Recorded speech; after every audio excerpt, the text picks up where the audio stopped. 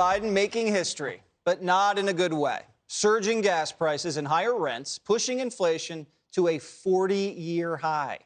Prices are up 8.5% just from a year ago, making it the fastest spike in more than 4 decades. As usual, here's the president, though, trying to pin the blame on Vlad. Putin's invasion of Ukraine has driven up gas prices and food prices all over the world. We saw today's inflation data.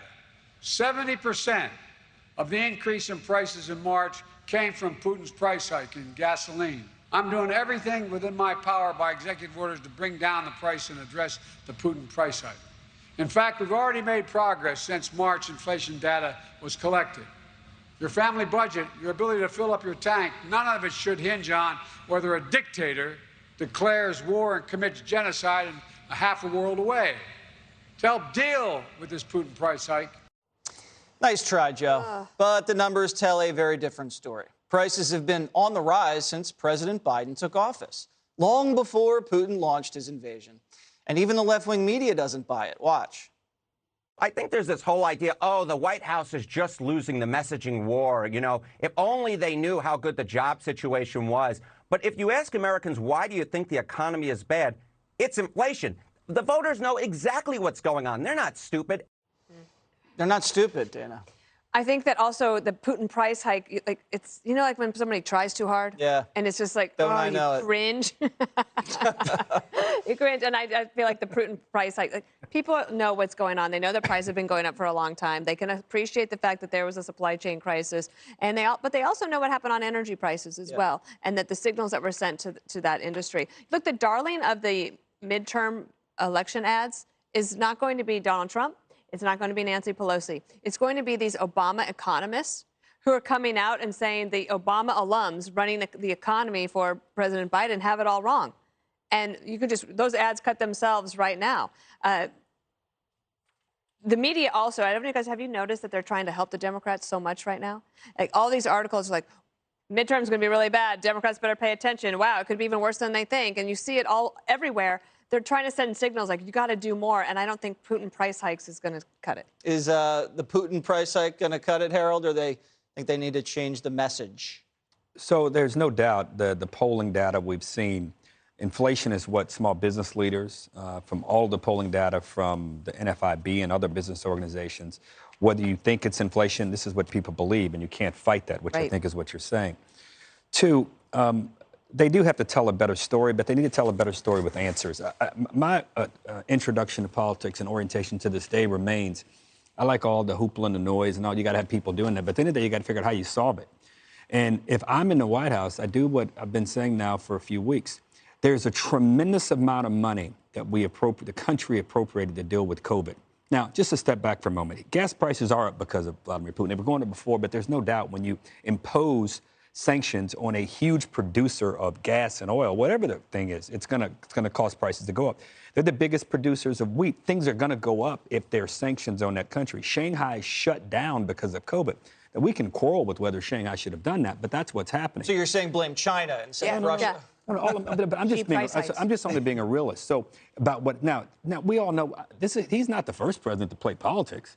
I mean, all politicians play politics. The best ones win at it. The question is, will he be able to convince the American people that he's right? But you play them well. But he's not winning this argument right now. If I were them, I'd repurpose money that was spent for COVID to help small business people and middle-class families. I would tighten the thresholds, the qualification thresholds to ensure that you got one person's vote in the Senate. You know who that is?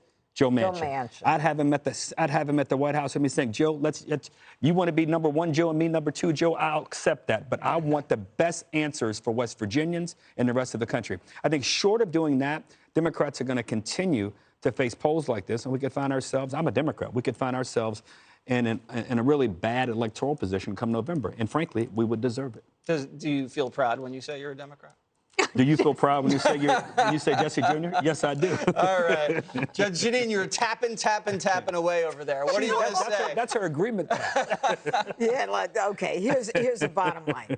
Joe Biden can't get out of his own way, okay?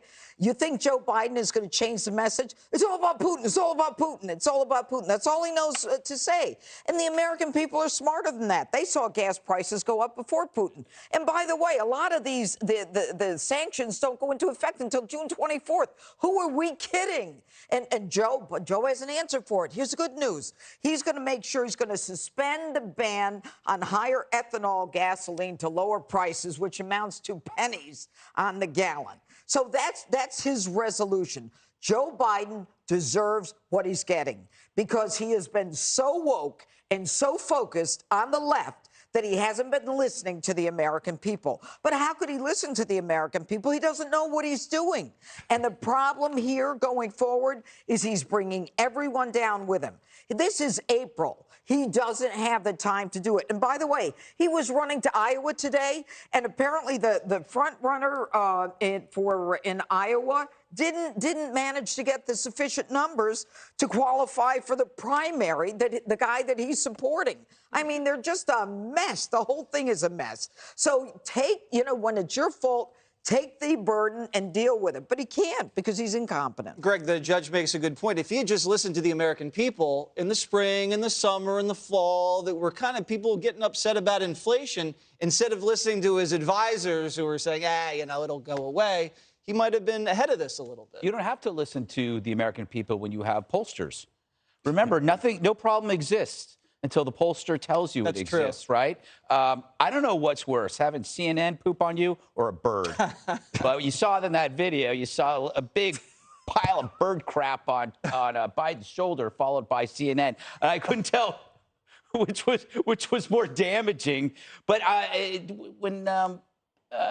know, Harold, you're a politician, but when you say play politics, it's a nice way of saying lying through your teeth.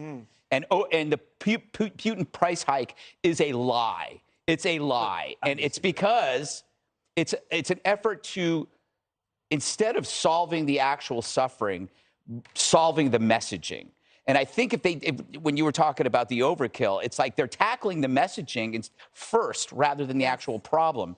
And that's what really pisses people off. And it makes you wonder, like, why do we have inflation? Why do we have crime? Why do we have homelessness? Why do we have so much mental illness, so much malaise? It's because it's about the messaging and not the suffering. Why do the Democrats, progressives, really need places like the Washington Post and to a larger extent, Twitter? Why do they need Twitter in their pocket? It's the key to their survival because in terms of preserving their power, you have to hide their outcomes, their consequences, the results of their policies.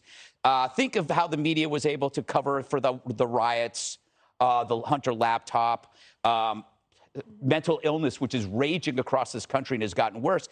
It's because the media helps cover it up. So you don't see these outcomes. The problem with inflation, you can see the outcome. You just walk into the supermarket and you look at a half a pound of steak, and it's now more than a pound of steak was 2 months ago. This is something you can't hide. That's why they're going to lose. If the red wave isn't like a red wedding, there's no hope for the Republicans. Everybody should win. Even if they have bad candidates, even if the Republicans have their typical really bad, wacky candidates, they're going to win too.